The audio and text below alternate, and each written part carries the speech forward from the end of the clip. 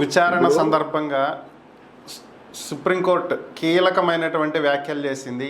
ఈ రిపోర్టు రెండో ఒపీనియన్ తీసుకున్నారా లేదా, మరి కల్తీ జరిగింది అపవిత్రమైందని చెప్తున్నటువంటి లడ్డూని టెస్ట్కి పంపించారా లేదా, ఒకవేళ నెయ్యి వెనక్కి తిప్పి పంపించేసి ఉంటే అసలు అపవిత్రం జరిగింది అనటానికి ఆస్కారమే లేదు.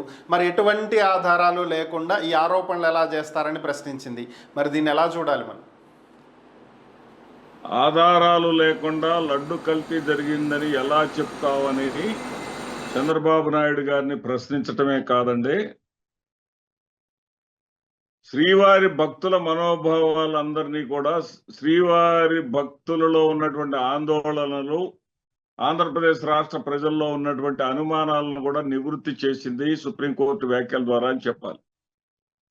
ఎందుకంటే చాలా స్పష్టంగా సుప్రీంకోర్టు వాళ్ళు అడిగారు, ఒక ఏఆర్ డైరీ శాంపిల్సే మీరు ఎందుకు పంపించారు? ఆ ఏఆర్ డైరీ శాంపిల్స్ ని ఎన్డీడీబీ చెన్నైలో, బెంగళూరులో ఉన్నప్పటికీ కూడా గుజరాత్కే ఎందుకు పంపించారు? అదేవిధంగా 6వ తారీఖు నాడు మీరు శాంపిల్స్ ని పంపించేటటువంటి సమయం పంపించాలని అనుకున్నప్పుడు 5వ తేదీన ఎన్డీడీబీ చైర్మన్ మీనేష్ సి షా గారిని, అదేవిధంగా మాజీ చైర్మన్ వర్షా జోషిలను మీ దగ్గరికి ఎందుకు పిలిపించారు? మీతో వాళ్ళు ఈవో గారితో వాళ్ళు ఎందుకు సమావేశం భేటీ కావాల్సి వచ్చింది? అదేవిధంగా 18వ తేదీన చంద్రబాబు నాయుడు గారు ఈ రిపోర్టు ఎప్పుడో జూలై నెలలో వస్తే సెప్టెంబర్ 18వ తేదీన ఎందుకు చెప్పాల్సి వచ్చింది? ఇంతకాలం దానిని ఎందుకు సీక్రెట్ గా ఉంచాల్సి వచ్చింది? రాజకీయ ప్రయోజనాలు మీరేమన్నా ఆశించారా దీంట్లో అనేటటువంటి ప్రశ్నలు సూటిగా ప్రశ్నిస్తే ఆ ప్రశ్నలకు సమాధానాలు చెప్పలేక టీటీడీ తరపున న్యాయవాదులు నోళ్ళెళ్లబెట్టినటువంటి పరిస్థితి. అసలు లడ్డూలో కల్తీ జరిగిందా అనే సందేహం మీకు వచ్చి ఉంటే సెకండ్ ఒపీనియన్ ఎందుకు తీసుకోలేదు? ఆ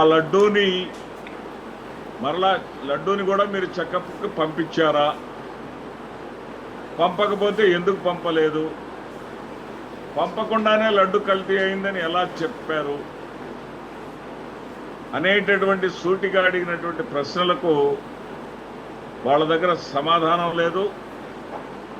వాళ్ళ యొక్క రాజకీయ ప్రయోజనాలను ఆశించే ఈ పని చేశారనేటటువంటి విషయాన్ని కూడా గౌరవ సుప్రీంకోర్టు వారు గుర్తించారు. అందుకే దీనిని ఈ విషయంలో రేపు గురువారం నాడు తుది తీర్పు ఇవ్వబోయే సమయానికి కేంద్ర ప్రభుత్వ ఒపీనియన్ కూడా అడిగారు. కేంద్ర ప్రభుత్వ ఒపీనియన్ కూడా అడగటం జరిగింది. ఇక్కడ మనం కానీ ఆలోచిస్తే సందీప్ గారు, ప్రతిరోజు కూడా 15 టన్నుల నెయ్యి కావాలండి. ఓకే, దాదాపు సంవత్సరానికి 5,000 టన్నుల నెయ్యి కావాలండి. సుప్రీంకోర్టు ఏ విధంగా అయితే మనకి న్యాయాన్ని పొందటంలో ఎఫెక్ట్స్ కోర్టు అంటే అత్యంత ఉన్నతమైనటువంటి కోర్టు, అదేవిధంగా వీళ్ళకి ఏదైనా నిజంగా నిజాయితీగా స్వామివారి పట్ల ప్రేమ, స్వామివారి పట్ల గౌరవంతో కానీ వీళ్ళు చంద్రబాబు నాయుడు గారు కానీ ఆ టీటీడీ అధికారులు కానీ ఉంటే వాళ్ళకి సందేహం వచ్చినటువంటి దానిని ఎన్ఎఫ్ఎల్కి పంపాలి. నేషనల్ ఫుడ్ ల్యాబ్స్ అంటారు.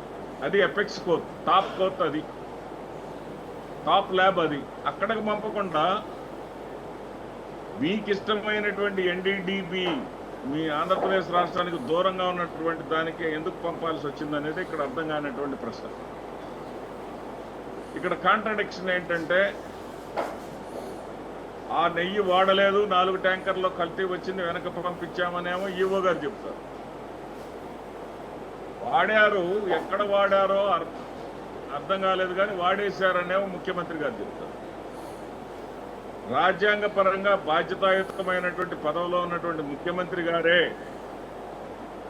ప్రజలలో సందేహాలు వచ్చే విధంగా ఈ రకమైన వ్యాఖ్యలు చేయటం సబబు కాదు కదా.